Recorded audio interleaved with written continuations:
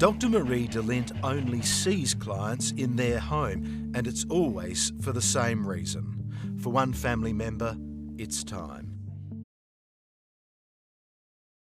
For some, the death of a beloved pet is comparable to the loss of a family member. There's never an easy way to say goodbye, but many vets believe that it is far better for pets and their humans if the end comes at home. Simon Royal visited an Adelaide couple who made the sad decision to put their dog to sleep, with help from a vet who specialises in home euthanasia.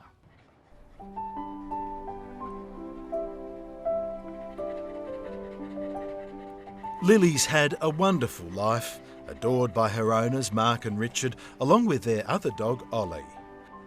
More like a cat than a Keeshond, this dog landed on her feet.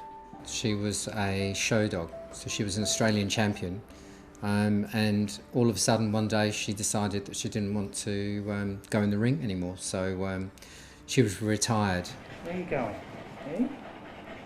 The lady who owned her was going to leave her here to see if we were all compatible. Within a couple of minutes the breeder said, "If you want her, she's yours." But just recently, Mark and Richard have noticed changes. Lillie has SARS, or sudden acquired retinal degeneration syndrome. In just 3 weeks, she went completely blind. Mark and Richard waited and hoped that their 12-year-old dog could adjust. Yesterday I came home and she was, she'd made a mess in the house, which isn't an issue. The issue was that she had walked everything all over the place and was actually lying in it sleeping, and I thought that's just not something that she would do. And Richard and I discussed it, and based on how she'd been behaving and so distant and sad, that we thought now is the time. They've spent Lily's last day together at home with a trip to get a few favourite things. I was buying the treats for the girls. I'm thinking, why am I getting this much? I need it after today.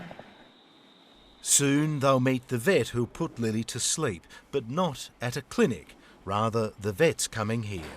You must be Richard. Yeah. Hello, Marie. It's nice to meet you. Good to meet you. Come and meet the girls. Yeah. Dr Marie de Lint only sees clients in their home. She doesn't have a clinic, and it's always for the same reason. For one family member, it's time. I think it makes it so much easier for them to not have to be bundled up in the car and be driven to the clinic. And yeah, it's familiar smells and sounds. Sometimes I've got a cricket match going and people say, "Oh, I'll go and turn the telly off," and I'll say, "No, keep that going, because it's part of your home and it's normal." So I always worry. The vet explains what's about to happen, the mechanics by which life will end. I do things in steps, and that is mainly because I want to make things really easy for Lily. Mm-hmm. So what you will see that I will do first is that I give her a little injection, which I call my feel-good cocktail. Mm-hmm. Marie de Lint started her home euthanasia service in 2008. It grew out of her belief that home is a better place for a dog or a cat to die. How do you keep doing this? Because every client you see every day is in the grip of the most appalling despair. I think I can keep doing it because I am fascinated by people in their... She says Marie de Lint's service definitely relieves that pressure. And then there are the owners. Having a little bit of a snore. As Lily's life draws to a close, Mark and Richard remember how their first dog's life ended. And it was all over and done with within 10 minutes. Within 30 seconds of injecting her and leaving the room, they came back in with a brochure and showed us a brochure and said, "Would you like to pick an urn?" And we were just so devastated. Stop, go away, give us some space. Tonight's about avoiding a repeat of that. She's had a good life. The loss of a pet is bone-achingly sad, no matter how it happens. but for the humans left behind, a quiet end at home is perhaps as good as the grief gets. Just go and tuck her in. Completely different. Infinitely, I think. Completely different. Of course, it was incredibly distressing. Nobody wants to put their dog down, but it was the best it could possibly have been.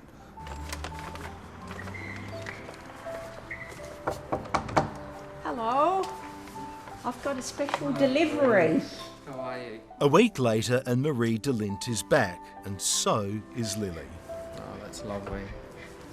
You're going to end up in there too. That little Ollie's getting used to being an only dog, but that's unlikely to last. As Lillie joins the dogs who've gone before her on the mantelpiece, there's now talk of a new fur child. It's difficult to know when.